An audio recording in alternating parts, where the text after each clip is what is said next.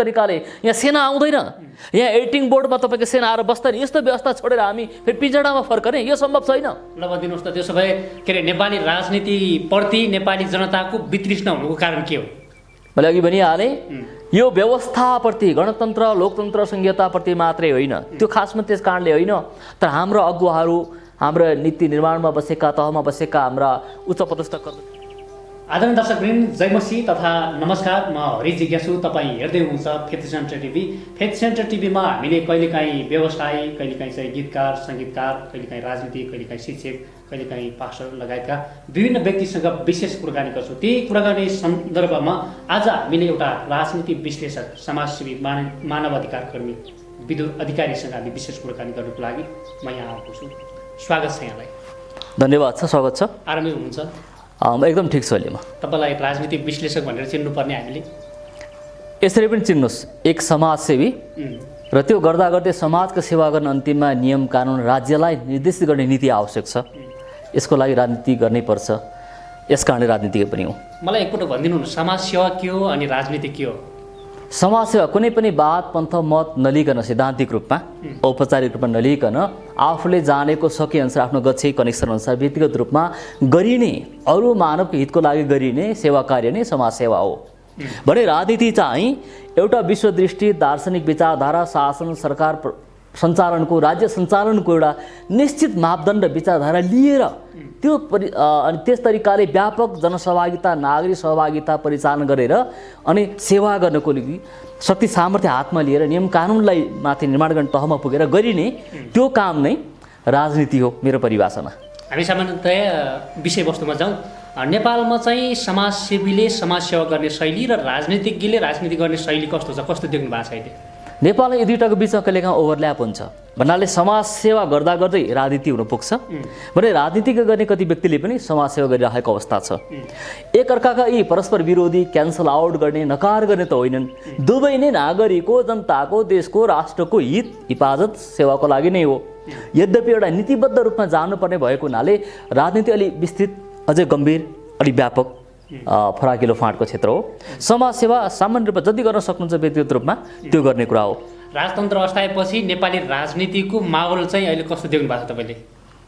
तपाईँलाई भनौँ, हुन त हामीले, हाम्रा नेताले, सरकारले, कार्यपालिकाले विकासका कुरामा डेलिभर गर्न, निर्माण गर्न जुन हदमा, जुन हाम्रो अपेक्षा थियो द्रुत गतिको विकास हुन्छ भन्ने, त्यसमा असफल भएको हो।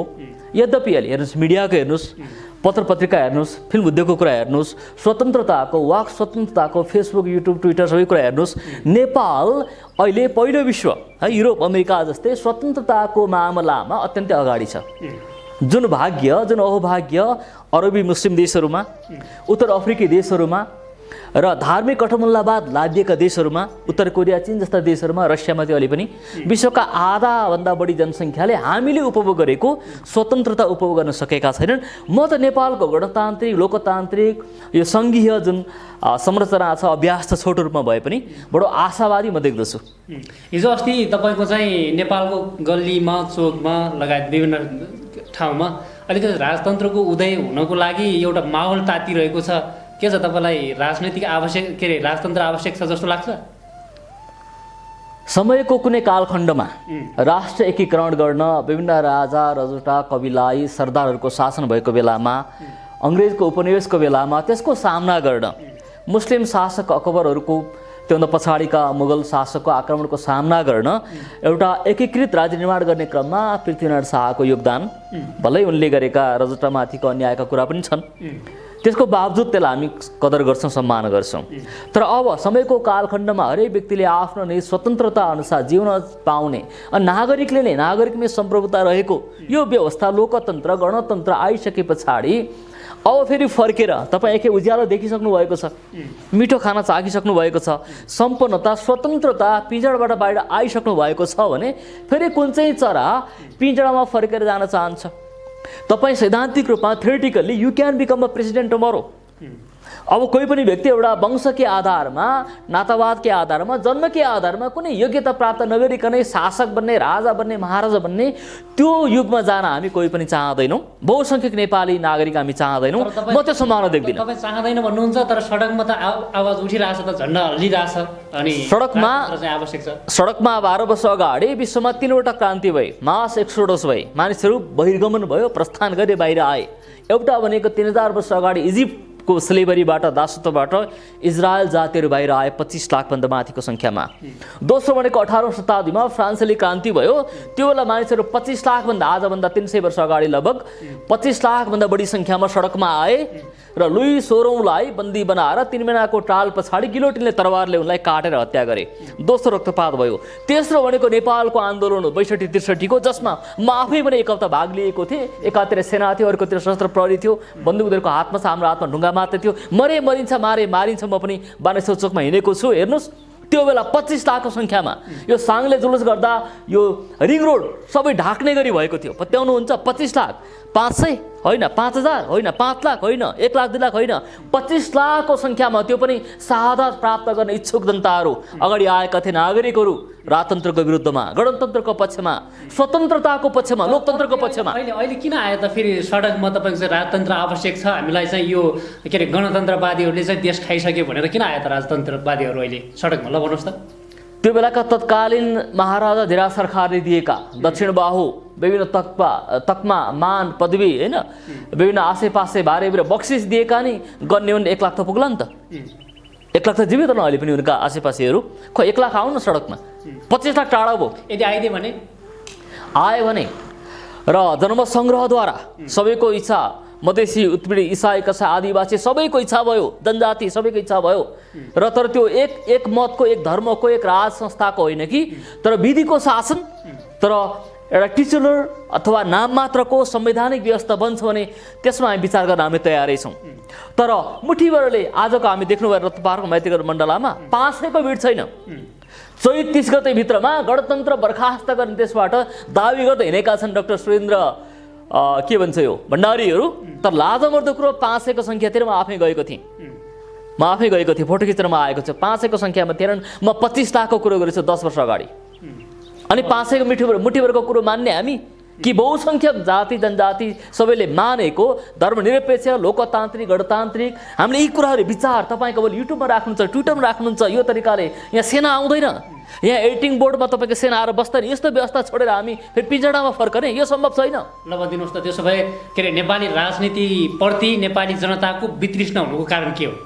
मैले अघि भनिहालेँ, यो व्यवस्थाप्रति, गणतन्त्र, लोकतन्त्र, संहिताप्रति मात्रै होइन, त्यो खासमा त्यस कारणले होइन, तर हाम्रो अगुवाहरू, हाम्रा नीति निर्माणमा बसेका, तहमा बसेका हाम्रा उच्चपदस्थ कर्मचारी, अधिकृतहरू, राजनीतिक दलका नेताहरू भनौँ न, उहाँहरूको विकास, विश्वास, वृद्धि, विकास, शान्ति, सुरक्षामा उहाँहरूले दिन नसक्नु भएको, प्रतिफल दिन नसक्नु भएको कारणले गर्दा क्षणिक रूपमा दल र नेताप्रतिको यो वितृष्णा हो। यो संवैधानिक लोकतन्त्र विरुद्धको वितृष्णा होइन। हेर्नुहोस्, अब तपाईँ एउटा राजनीतिक विश्लेषक भएको कारणले नेपाली राजनीतिलाई तपाईँले कसरी हेर्नुहुन्छ? अब यो नेपाली राजनीतिलाई सुधारको लागि के गर्नु पर्ला त? ल भन्नुहोस् त। नेपाली राजनीतिलाई सुधारको लागि नेपाली जनताले अथवा तपाईँ जस्तो राजनीतिक विश्लेषकले कसरी चाहिँ विश्लेषण गर्नु पर्ला त यो राजनीतिलाई?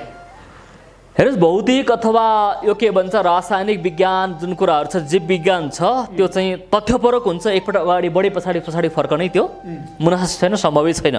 तपाईँले खोप उपचार पाइसक्नु भएको छ, अब फर्केर म पुरानो जमाना जान्छु भन्न भन्नुहुन्न। तर राजनीतिक विचारधारा, दार्शनिक, धार्मिक, आस्थाका कुरा चाहिँ मानिस कहिलेकाहीँ निराश हुन्छ, हताश हुन्छ, तलमाथि हुन्छ। बा उहिलेका दिन पो असल थिए कि मान्छे कहिलेकाहीँ त्यो कल्पना आउँछ। हाम्रो बुवाको, हजुरबाको पालामा पो असल थिए कि कल्पना आउँछ। तर मेरो बुवामा जीवित हुनुहुन्छ, हजुरबा भित्र जानुभयो, फर्केर सोध्नुहोस् 100 वर्ष अगाडि, 50 वर्ष अगाडि तपाईँको 5 केजी नुन लिन तिब्बत पुग्नु पर्थ्यो, इन्डिया पुग्नु पर्थ्यो, महिना दिन हिँड्नु पर्थ्यो, राजधानी आउनु 1 महिना हिँड्नु पर्थ्यो। तपाईँ त्यो फर्केर जान सक्दैनौँ। तर राजनीतिमा मान्छे विचारको कुरो हो, त्यो फर्केर जान्छ। तर समय चक्रको क्रममा जुन हामीले ज्ञान विज्ञान बुद्धि विवेक एक्सपोजर जति हामीले प्राप्त गरेका छौँ, पहुँच प्राप्त गरेका छौँ, वाक अभिव्यक्ति स्वतन्त्रता प्राप्त गरेका छौँ, त्यसलाई हामी गुमाएर पछाडि फर्कन चाहँदैनौँ, सक्दैनौँ। यो अगाडि बढ्छ। बरु अहिलेका दल जसले डेलिभर गर्न सकेनन्, विकास निर्माण दिन सकेनन्, तिनको विरुद्धमा, तिनको विकल्पमा अरू वैकल्पिक शक्तिहरू जस्तै जनजागरण पार्टी नेपाल जस्ता शक्तिहरू विवेकशील शाह जस्ता शक्तिहरू अथवा जनता समाजवादी दल जस्ता शक्तिहरू अथवा अरू क्षेत्रीय शक्तिहरू आउन सक्छन्। दलको विकल्प छ, तर बहुलवादको बहुदलीय डेमोक्रेसीको लोकतन्त्रको विकल्प छैन। म अगाडि बढेको देख्छु, हेर्नु अगाडि बढेको देख्छु। मुठ्ठीभर 450 जना दरबारका तर खाएका व्यक्तिहरूले कराउँदैमा होइन, पारस आऊ चरेस खाऊ देश बचाऊ, नरेश आऊ चरेस खाऊ देश बचाऊ, आफै बचाउन सकेको छैन, आफै नालामा लडिराखेको छ। होइन, गणतन्त्रवादीहरूले अथवा लोकतन्त्रवादीहरूले पनि त कहाँ, यो अस्ति कम्युनिस्ट सरकार छ, कम्युनिस्टहरूले पनि त कहाँ देश बचाइरहेको छ, कहाँ देश बनाइरहेको छ, देख्नु भएको छ? दलमा नातावाद, कृपावाद, फरियावाद लागू भयो, अनि असहिष्णुता लागू भयो होइन। मिडिया विधेयकहरू ल्याउने, प्रतिपक्षलाई बोल्न नदिने, संसद भङ्ग गर्ने छन्। अब जस्तै सडकमा आएर अहिले चाहिँ राजतन्त्र आवश्यक छ भन्नेहरूले पनि योभन्दा त बरु पहिला राजतन्त्रमा राजाले नै विकास गरे, अहिले त यो कम्युनिस्ट सरकारले त झन् देश मात्रै खायो, भ्रष्टाचार गरिरह्यो भनेर भन्दैछन् त। एक्ज्याक्टली, म तपाईँलाई थ्योरिटिकल कुरो होइन, सैद्धान्तिक होइन, सैद्धान्तिकको महत्त्व छ। हेर्नुहोस् होइन, विश्व दृष्टिको एउटा फ्रेमवर्कको म त विधिको शासनमा, विधिवादमा विधानले संविधानद्वारा शासित हुनुपर्छ। राष्ट्र प्रमुख, कर्मचारी, नागरिक भन्ने व्यक्ति, हेर्नु है, यसमा मेरो कुनै तलमाथि छैन, दुविधा छैन। म आफ्नै अनुभवको कुरो तपाईँलाई बताउँछु। जब हामी यस्तै अवस्था 15 वर्ष अगाडि थियो नि, हेर्नुहोस् है त, जब 66-68 सालमा जब ज्ञानेन्द्रले कु गरे, शेरबहादुर देउपा तत्कालीन प्रधानमन्त्रीलाई अक्षम बनिकन उनलाई बन्दी बनाए, आफ्नो शासन आफ्नो हातमा लिए, आफै मन्त्री परिषदको अध्यक्ष बने। देशको नरेशको रूपमा होइन, नर ईश मानिसको रूपमा आएका ईश्वरको पदवी हुँदाहुँदै मन्त्री परिषदको अध्यक्ष बने, प्रधानमन्त्रीको स्थान आफूले लिए। बरु पछि गिरिजाबाले प्रधानमन्त्री भएर राष्ट्रपति पद लिनुभयो, बेग्लै कुरा छ। के हो, 2 वर्ष त हामी पनि समर्थन गऱ्यौँ नि कुनै रूपमा। साह्रै भ्रष्ट भए दलहरू, राजाले गरेको ठिक छ, तर के हो, हरेक ठाउँमा यात्रा गरौँ, एउटा झल्लेर हिँड्नु, सेनाले चेक गरेको छ, बन्दुक तिर्साएको छ है, रातभरि रोकेको छ, बम पड्किन्छ भन्छ, यात्रा गर्न दिएको छैन। 2 वर्ष हामी यति आजित भयौँ। तपाईँ हेर्नुहोस्, 60 सालमा डाक्टर उपेन्द्र देवकोटा उहाँले के बोल्नुभएको थियो, रत्नपार्कमा तपाईँ उभिएर त्यहाँ क्यामेरा राख्नुहोस्, सोध्नुहोस् पासरबाईलाई, प्यासेन्जरलाई, हिँड्ने व्यक्तिलाई सोध्नुहोस्, बटुवालाई सोध्नुहोस्, 10 जना उभिएर सोध्नुहोस्, तपाईँ राजाको पक्षमा हुनुहुन्छ कि दलको पक्षमा? 10 जनामा 8 जनाले राजाको कदम सही छ भन्ने छन्। उहाँले भन्नुभएको थियो, उहाँ स्वास्थ्य मन्त्री पनि बन्नुभएको थियो। यो कति सालको कुरो हो? 59-60 सालको कुरो हो, पनि 1 वर्ष अवस्था रह्यो, हेर्नुहोस् है त। तर अर्को साल के भयो, पत्रिकाको तपाईँको डेस्कमा, एडिटिङ डेस्कमा तपाईँको सेनाको मान्छेहरू जाने होइन, बन्दुकको नाल तिर्स्याएर त्यो समाचार लेख्थ्यो नलेख्थ्यो, त्यो कार्टुन छाप्थ्यो नछाप होइन, खगेन्द्र सङ्ग्रौलाहरूलाई, अरू मिश्रहरूलाई, कार्टुनिस्टहरूलाई गाह्रो भयो नि त होइन, वासनाहरूलाई पनि। 2 वर्षभित्रमा जनता आजित भए। गिरिजाबाबुले देशव्यापी दौडा सुरु गर्नुभयो लोकतन्त्रको पक्षमा, डेमोक्रेसीको पक्षमा। जनताले बुझे, मानिसले बुझे, नागरिकले बुझे कि एउटा व्यक्तिको सनकमा शासित हुनुभन्दा बरु लोकतन्त्र, बहुलवाद, बहुदलवाद नै उचित छ। हेर्नुहोस्, हामीले भोगेर आएका छौँ नि। लोकतन्त्र त त्यो आवश्यक नै थियो र अहिले भइरहेको छ, तपाईँले हामी मान्छेले देखेकै कुरा हो। अनि तर राजतन्त्रवादीहरू किन सडकमा आएर किन आवश्यक भयो भन्ने हो नि त। योभन्दा अगाडि जब लोकतन्त्र सुरुवात हुँदै थियो त्यतिखेर त त्यस्तो आवाज त उठिरहेको थिएन नि। त्यो जुन एउटा परिस्थिति कसरी निर्माण गर्यो भन्ने हो नि त। यसमा म त भन्छु राजनीतिक दल र हाम्रो जुन संसदीय प्रणालीमा नेताहरूको गल्ती, बिपीको पालादेखि नै होइन, यत्रो क्रान्ति भयो। तपाईँ लाइब्रेरी काण्ड 90 साल भएको हेर्नुहोस् है त। तपाईँ पुस्तकालय खोल्नुपर्छ भन्दा, पुस्तक पढ्न पाउँछु भन्दा देवकोटा, महाकवि लगायतलाई 100 रुपियाँ फाइन गर्यो त्यो बेलाको, अहिलेको 10 लाख बराबर होला है त। त्यस्तो व्यवस्था ढालेर आएको 7 सालमा 17 सालमा के महेन्द्रले के गरिदिए, कु गरिदिए हेर्नुहोस् है। 10 वर्षभित्रमा कु गरिदिए। किन? महेन्द्र असल भएर, बिपी खराब भएर होइन, उहाँले डेलिभर गर्न सक्नु भएन। फेरि 30 वर्ष पञ्चायती व्यवस्था आयो, फेरि 30 वर्ष बहुदलीय व्यवस्था आयो, राजतन्त्र आयो, राजाले प्रत्यक्ष शासन गरे, 2-3 वर्षमा ढल्यो। 12-15 वर्ष हामी लोकतन्त्र अभ्यास गरिरहेका छौँ, जानेर नजानेर। हेर्नुहोस्, मान्छे मनमुटाव तलमाथि निराश हताश भइहाल्छ, हुँदैमा आइ फेरि फर्केर पछाडि जान मिल्दैन, पहिलो कुरो। दोस्रो कुरो भनेको मैले भने, राजाको दरबारमा तर मार्न पल्केका राजा, राणा होइन, यी शाहखलकहरू, सेनाका उच्च अधिकृतहरू, यस्ता व्यक्तिले मात्र भित्रबाट राजतन्त्रको पक्षमा छन्। आम नागरिकलाई त्यो कुनै चासो छैन, चासो छैन। ल अब भनिदिनुहोस् कि कम्युनिस्ट सरकारले देश विकासको लागि, देश परिवर्तनको लागि, आम नेपाली जनताको लागि के कस्तो त्यस्तो एकदम महत्त्वपूर्ण काम गर्नु पर्ला, सुधारको कामहरू केही छ? तपाईँ राजनीतिक विश्लेषक भएको कारणले तपाईँलाई प्रश्न बताउँ, हरे जिज्ञासाज्यू, जिज्ञासा राख्नुभयो। म कम्युनिस्ट, सोसलिस्ट, साम्यवादी, समाजवादी, एउटा राज्य नै, सरकार नै सर्वसर्वा ईश्वरको स्थानमा बसेर हरेक व्यक्तिलाई नियन्त्रण गर्नुपर्छ, पोलिस स्टेट बन्नुपर्छ भन्ने कुराको म विपक्षी हो। यो सरकारको, वर्तमान सरकारको कम्युनिस्ट सरकारको प्रतिरक्षा गर्ने मेरो जिम्मेवारी मेरो काम होइन, म गर्दिनँ पनि। जति गर्नुपर्थ्यो केपी सरकारले, जुन प्रकारको दुई तिहाको दम्ब छ होइन, सबै कुरा थियो, गर्न चुक्नुभयो, उहाँहरूको गल्ती हो, म त्यसलाई काँध थाप्दिनँ। यसको अर्थ यो सरकार माथिको रिसलाई लिएर यो लोकतन्त्रै माथि होइन सौताको के अरे श्रीमानको रिसले सौता हाल्ने भने चाहिँ एउटा कम्युनिस्ट सरकार केपी सरकारको रिसले गर्दा, उसको अक्षमताले गर्दा लोकतन्त्रलाई नै पन्छाएर अनि राजा संस्था बेबी किङ चरेस खाएका पारसलाई नरेश बनाउने कुरा, यसको पछिमा म जान सक्दिनँ। मलाई दास मानसिकता स्वीकार्य छैन। एक अधिकार कर्मी, सचेत चिन्तक, विश्लेषक, अधिकार कर्मीको नाताले पनि म चाहिँ सक्दिनँ। तपाईँ त जनजागरण पार्टीको उपाध्यक्ष हुनुहुन्छ नि, हजुर। किन फेरि जनजागरण पार्टीमा रहेर राजनीति गर्नुपर्ने किन तपाईँले त्यस्तो? यिनै कुरा कि एउटा ईश्वरको डर भए मान्ने, नैतिक मूल्य मान्यता अपनाउने, पारदर्शिता, राष्ट्रियता, लोकतन्त्र, लोक कल्याणकारी समाजको स्थापनामा जुटेको र सामूहिक नेतृत्व र त्यहाँ धार्मिकता, धर्म होइन तर धार्मिकता, ईश्वरको डर भयो, नैतिकता, यस्ता मूल्य मान्यता लिएको दल भएको हुनाले र यसको बिचमा आइकन कति विधानका कुराहरूमा डकुमेन्टेसनमा कामहरू गर्ने, सल्लाह सुझाव दिने अवसर पनि प्राप्त गरेँ मैले। एक प्रकारको अपनत्व पनि भयो। यस कारणले पनि मैले बिचमा 2-3 वर्षदेखि मैले जब काम छोडे पछाडि प्राइभेट अनुकूल काम मैले गरेर आएको थिएँ, इन्टरप्रिटेसनको, अनुवादको, ट्रान्सलेसनको। मैले अध्ययन गर्दै राजनीतिक थ्योरीहरू, सिद्धान्तहरू, नेपालका दलहरू अध्ययन गर्दै होइन सल्लाह दिँदै आइरहेको थिएँ। जनजागरण पार्टीले खोज्नुको कारण के हो, मुख्य विषय? अहिले मैले बताइहालेँ, नैतिकता, ईश्वरको भय, धार्मिकता, पारदर्शिता, सामूहिक नेतृत्व प्रणाली। त्यो विधिमा हिँड्छ त जनजागरण पार्टी? अवश्य। यो विधिद्वारा शासित हुने, व्यक्तिद्वारा, नेतृत्वद्वारा, एक अथवा बहु नेतृत्वद्वारा त्यो होइन, अध्यक्षले पनि होइन, महासचिवले पनि होइन, तर विधि लगाएर, संविधान लगाएर जेललाई त्यो पनि होइन। त्यो विधिद्वारा चल्ने, विधिद्वारा मार्ग निर्देशित हुने एउटा जुरिस्प्रुडेन्सको जुन सामान्य सिद्धान्त छ, सुप्रिमेसी अफ ल, सुप्रिमेसी अफ द कन्स्टिट्युसन, त्यसमा चल्न प्रतिबद्ध। म नास्तिक, कम्युनिस्ट, साम्यवादी, समाजवादी अनि सबै कुरा केन्द्र एउटा दलमा हुनुपर्छ, त्यसले नियन्त्रण गर्नुपर्छ भन्ने व्यवस्थाको म विरोधी हो। म त व्यक्तिगत स्वतन्त्रताको पक्षधर हो।